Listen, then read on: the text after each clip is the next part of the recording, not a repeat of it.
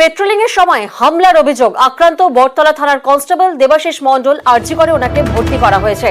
মদ্যপের হাতে আক্রান্ত constable patrolling এর সময় হামলার অভিযোগ সামনে উঠে আসছে এবং আক্রান্ত বটতলা থানার কনস্টেবল দেবাশিস মণ্ডল আরজি করে ভর্তি রয়েছেন। প্রতিনিধি বিশ্বজিৎ এই মুহূর্তে আমাদের সঙ্গে রয়েছেন। বিশ্বজিৎ, ঠিক কি ঘটেছিল?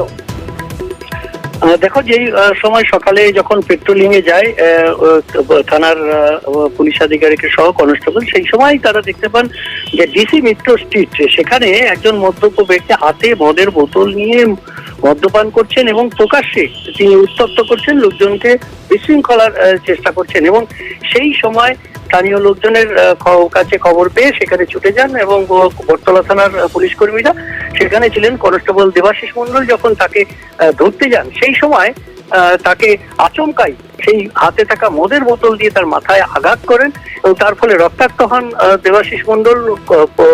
বটতলা থানার কনস্টেবল তাকে আরজি কর হাসপাতালে নিয়ে আসা চিকিৎসা করা হয়েছে এবং তার মাথায় সেলাই পড়েছে এবং চিকিৎসকেরা জানিয়েছেন আপাতত তার অবস্থা স্থিতিশীল।